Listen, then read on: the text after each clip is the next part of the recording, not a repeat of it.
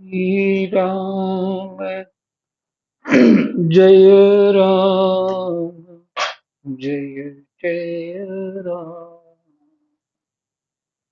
श्री राम जय राम जय जय राम। राधे श्याम राधे श्याम जय जय राधे श्याम। श्री गणेशाय नमः। श्री सीतारामाभ्यां नमः। श्री हनुमते नमः। श्री उमापते नमः। श्री गुरुवे नमः। सब संतन की जय जय। जय जय सीताराम राधे श्याम।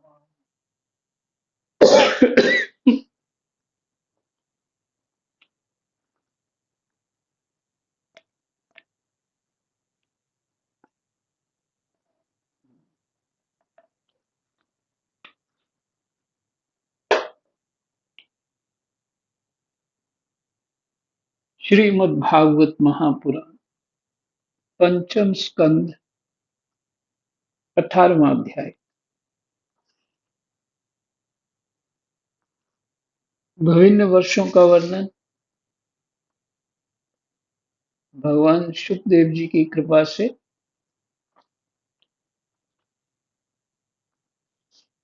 सुनने को मिल रहा है।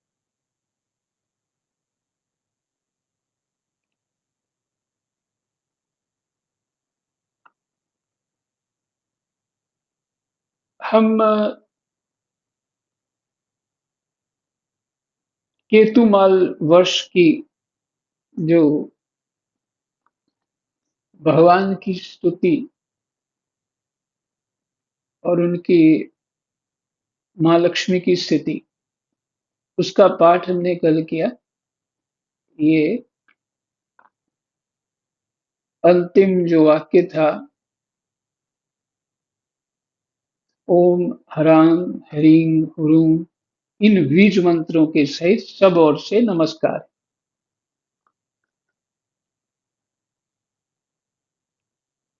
ये 18 श्लोक तक पाठ किया। तो भगवान शुकदेव कहते हैं, भगवान आप इंद्रियों के अधीश्वर हैं। भगवान आप इंद्रियों के अधीश्वर हैं।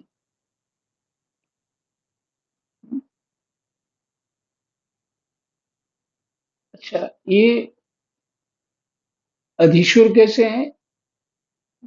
जो विराट पुरुष की इंद्रियां हैं, विराट पुरुष का मन है, विराट पुरुष में जो जो है उसके अंश मात्र सभी वस्तुएं, इंद्रियां इत्यादि, मन बुद्धि, उन्हीं से हमें प्राप्त है। एक बहुत थोड़ा थोड़ा सब प्राप्त है। ये विराट पुरुष के शरीर का ही एक प्रकार से छोटी सी कॉपी है हमारा शरीर।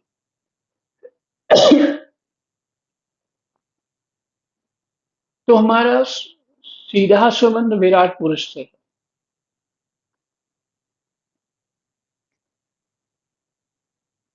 इसलिए ये सब कुछ जीव जब मुक्त होता है तो सब कुछ उसी में छूट जाता है,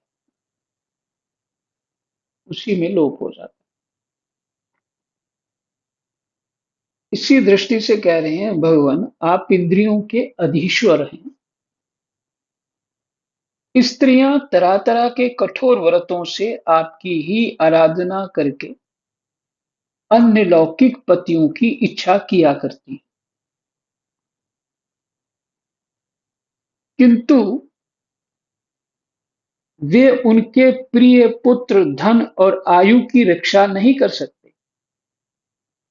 कौन? उनके पति रक्षा नहीं कर सकते, क्योंकि वे स्वयं ही परतंत्र हैं, क्योंकि वे स्वयं ही परतंत्र हैं, अधीन है। सच्चा पति रक्षा करने वाला ईश्वर अर्थात सच्चा पति वही है जो स्वयं सर्वथा निर्भय हो और दूसरे भयभीत लोगों की सब प्रकार से रक्षा कर सके।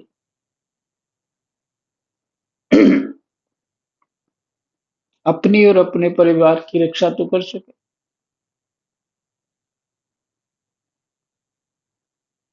ऐसे पति एकमात्र आप ही हैं, दूसरा कोई नहीं। यदि एक से अधिक ईश्वर माने जाएं, तो उन्हें एक दूसरे से भय होने की संभावना है। अगर स्त्रियां पति को ही भगवान माने, तो फिर बहुत सारे भगवान हो गए। अब बहुत सारे भगवान है तो इसलिए तो वो लड़ते हैं आपस में।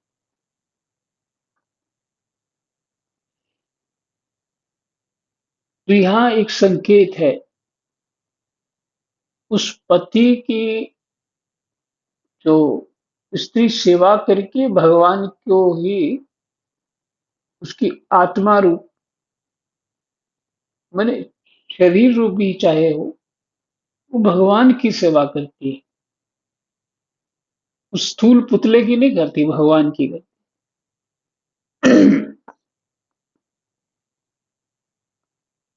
ये एक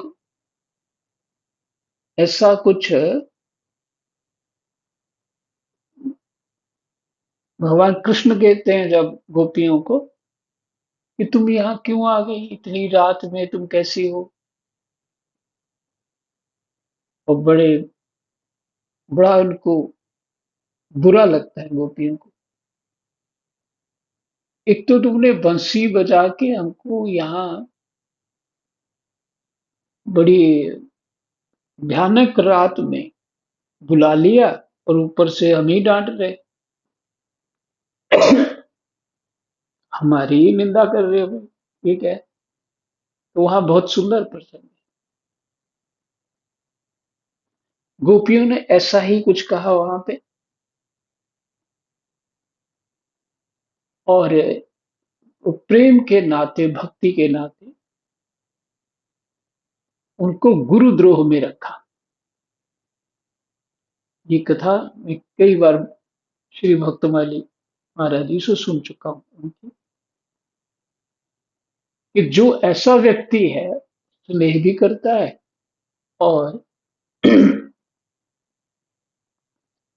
इस तरह का धोखा भी करता है। सभी गोपियों ने कहा ये गुरुद्रोह कर रहा। तो सभी गोपियों ने ताली मार दी और भगवान को, तो भगवान तो कहते हैं हाँ हाँ मैं अब तो आपका ऋणी हूँ, वो बदल जाते हैं बस। तो बहुत सुंदर उपदेश है, पूर्ण रूप से आध्यात्मिक है। ये लीला इसलिए है कि हम अपने आप को समझ पाए। हम स्थूल शरीर को कितना महत्व दे रहे हैं, सूक्ष्म को कितना दे रहे हैं। हमारी उपासना किस ढंग की होनी चाहिए। क्या किस ज्ञान के आधार होना चाहिए हमारा। इस ज्ञान बुद्धि से हमें भाव रखना चाहिए, विचार करना चाहिए। यही शिक्षा मिलती है। तो कहते हैं यदि एक से अधिक ईश्वर माने जाएं तो उन्हें एक दूसरे से भय होने की संभावना है। अतएव आप अपनी प्राप्ति से बढ़कर और किसी लाभ को नहीं मानते। यही तो बताते हैं और कोई लाभ नहीं।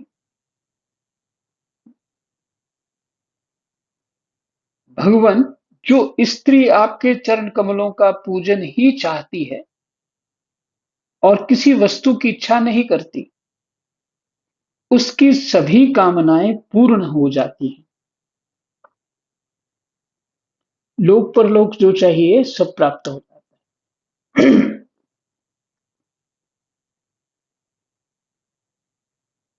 क्योंकि उसका क्या है, अपनी कामना नहीं कोई भी, और भगवान की ही भक्ति में रहता है। किंतु जो किसी एक कामना को लेकर आपकी उपासना करती है, उसे आप केवल वही वस्तु देते हैं जो वो कामना करती है। मुझे अच्छा पति मिल जाए, मेरा घर अच्छा हो जाए, मेरा समाज में सम्मान हो जाए, मेरे अच्छे बच्चे हो जाए, जो भी हो, तो वो उसको केवल वही वस्तु मिलती है। लेकिन जो जो भगवान में निष्काम होकर के भक्तिमय है, तो भगवान उसको लोक और परलोक दोनों देते हैं।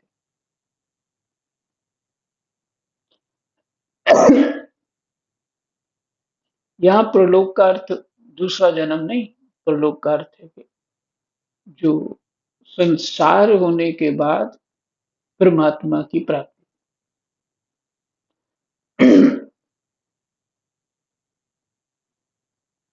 और जब भोग समाप्त होने पर वह नष्ट हो जाती है, जो वस्तु देते हैं, जब भोग समाप्त हो गया वो नष्ट हो जाती है, तो उसके लिए उसे संतप्त होना पड़ता है। अब तो सब कुछ चला गया। फिर खाली।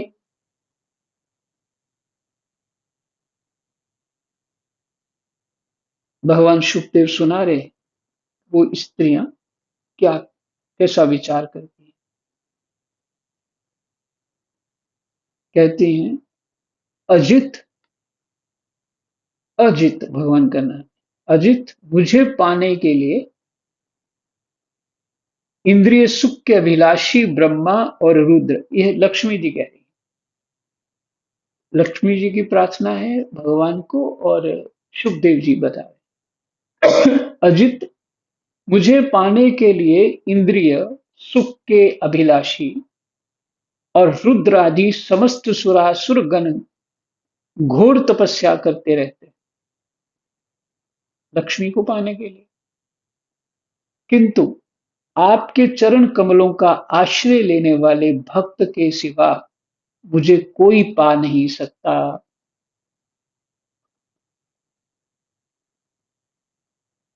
अब यहाँ समाज में दिखता है कि जो भगवान की भक्ति नहीं करते, वो तो उनके पास भी बहुत धन है। अब यहाँ जो समझ में आता है वो ये है कि एक है लक्ष्मी, एक है कुलक्ष्मी।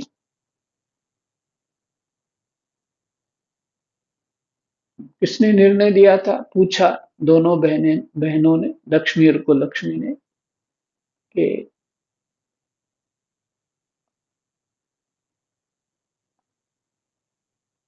ये बताओ हम में से कौन सुंदर है अथवा कौन अच्छी है। तो अब उनका नाम याद नहीं आ रहा जिन्होंने उत्तर दिया। उन्होंने कहा कुलक्ष्मी को, तुम जाती हुई अच्छी लगती हो, और लक्ष्मी को बोला तुम आती हुई अच्छी लगती हो। हाँ, ऐसी युक्तिपूर्ण उत्तर दे दिया।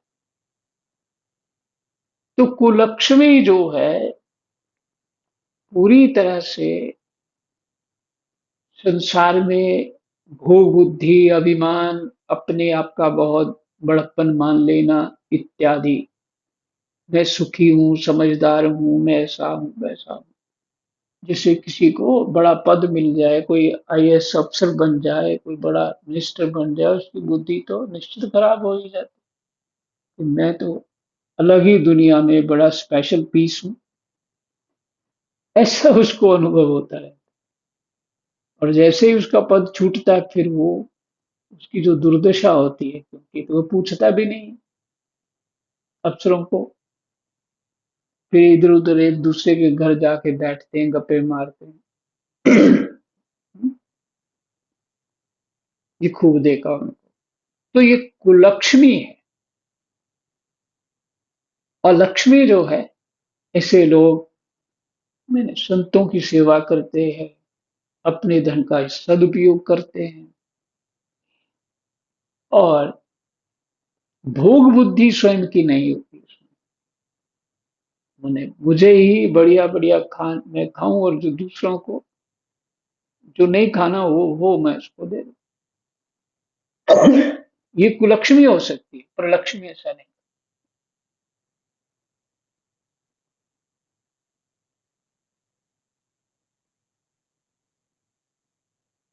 तो इसलिए संसार में दिखता है ना, लक्ष्मी और कुलक्ष्मी। कहती हैं, अच्युत आप अपने जिस वंदनीय कर कमलों को वंदनीय कर कमलों को भक्तों के मस्तक पर रखते हैं,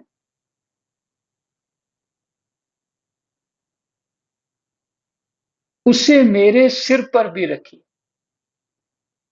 अति सुंदर। उसे मेरे सिर पर भी रखिए।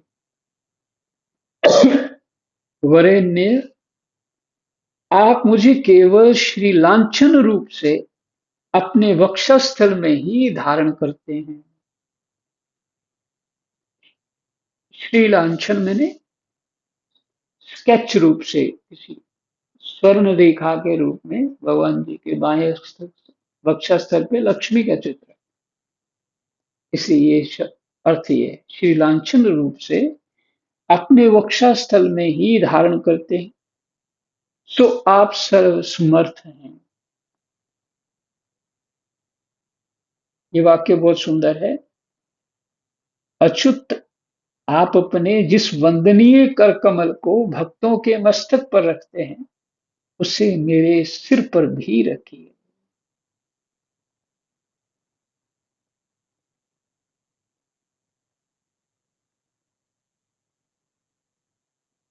आप अपनी माया से जो लीलाएं करते हैं, उनका रहस्य कौन जान सकता है?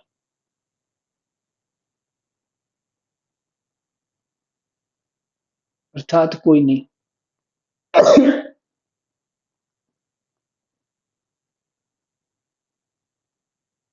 रम्यक वर्ष में ये लक्ष्मी जी की स्तुति होगी। इस भाव से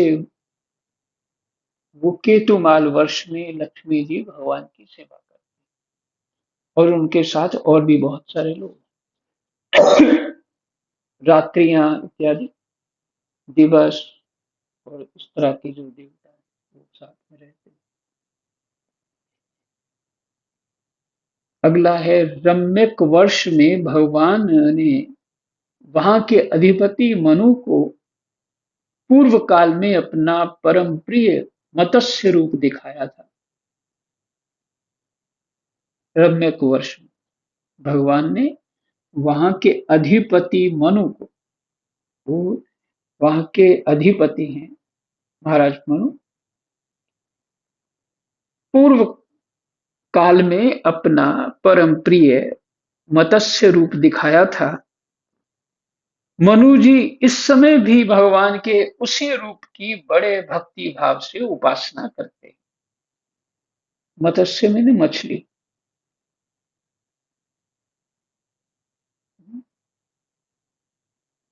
के रूप में भगवान ने 24 अवतार लिए, तो उस मछली, कछुए, नरसिंह, बराहा, हयग्रीव, ये सब आते हैं।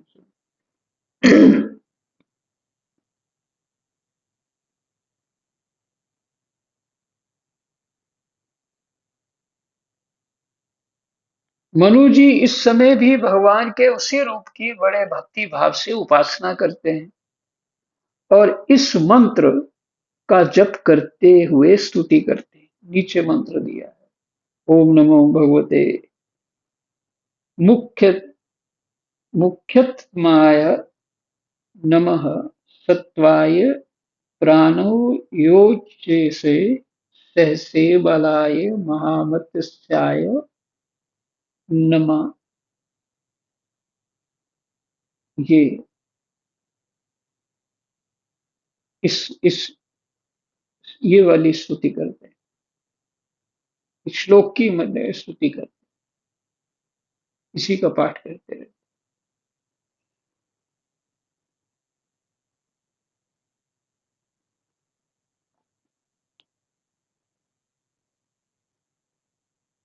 इसका अर्थ दिया है, सत्व प्रधान मुख्य प्राण सूत्रात्मा तथा मनोबल इंद्रिय बल और शरीर बल ओंकार पद के अर्थ सर्वश्रेष्ठ भगवान महामतस्य को बार बार नमस्कार है। जो ये श्लोक है नीचे उसका ये अर्थ है। फिर से सुना,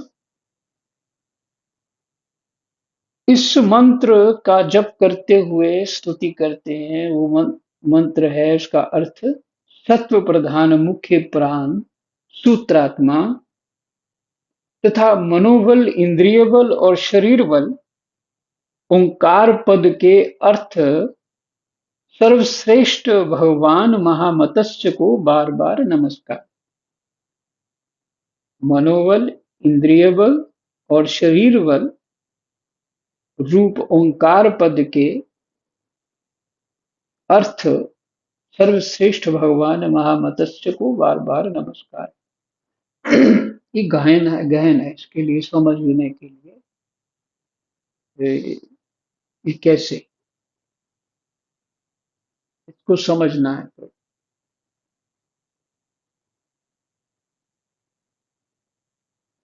बहुत गहन है।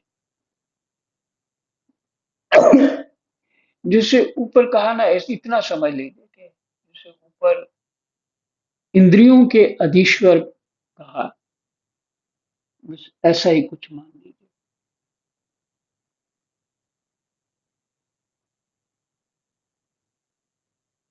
प्रभु नट जिस प्रकार कठपुतलियों को नचाता है, उसी प्रकार आप ब्राह्मणादि नामों की डोरी से संपूर्ण विश्व को अपने अधीन करके नचा रहे हैं।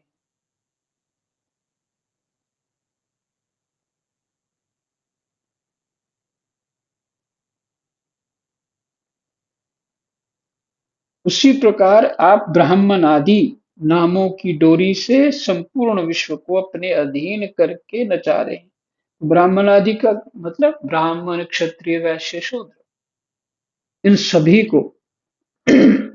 अच्छा, कोई वो अलग तो है नहीं, कोई भी इनमें से अलग नहीं, क्योंकि विराट पुरुष में जो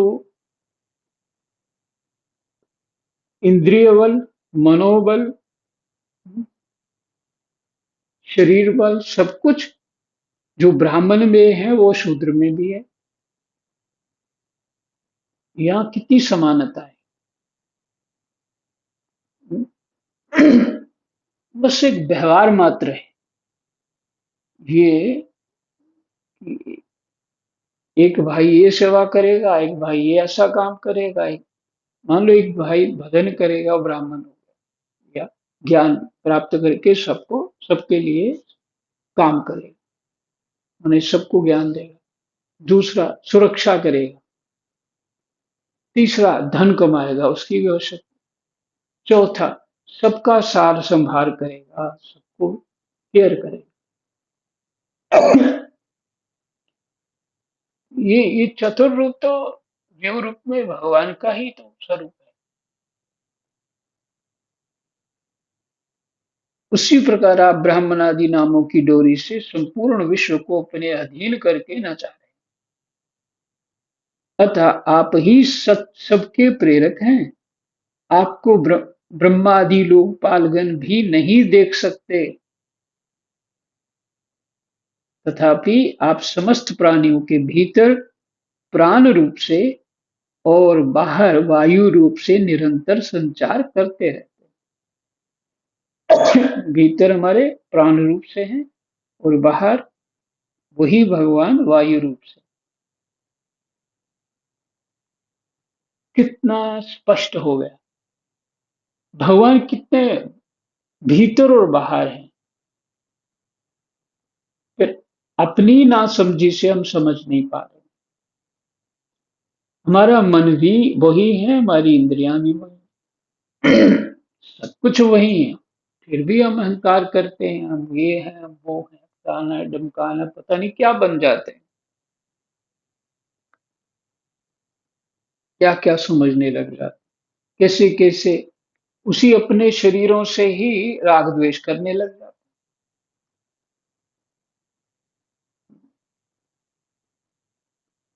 और इसी को धुंधकारीपना कहेंगे, अपने ही शरीरों से राग द्वेष।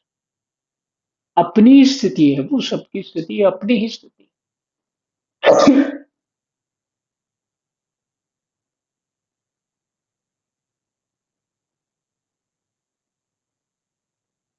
तो वायु रूप से निरंतर संचार करते रहते हैं, वेद ही आपका महान शब्द है। एक बार इंद्रादि इंद्रियाभिमानी देवताओं को प्राण स्वरूप आपसे डाह हो गया कि हम कम थोड़ी हैं। देवता ये सब मानने लगे। तब आपके अलग हो जाने पर वे अलग अलग अथवा आपस में मिलकर भी मनुष्य, पशु, स्थावर, जंगम आदि जितने शरीर दिखाई देते हैं, उनमें से किसी की बहुत यत्न करने पर भी रक्षा नहीं कर सके। उस विराट पुरुष में जब भगवान ने प्रवेश किया तभी वो उठ पाया। वहां भी ये प्रसंग। पहले तो इंद्रादि यही समझने लगे कि हमें हमारे हम ही संसार को चला रहे हैं, हम ही सृष्टि को चला रहे हैं, ये डाह हो गया, भगवान कुछ नहीं करते, हम ही चला रहे हैं। तो उसका परिणाम ये हुआ, भगवान ने अपना बल ले लिया और उसके बाद वो किसी की रक्षा नहीं कर पाए।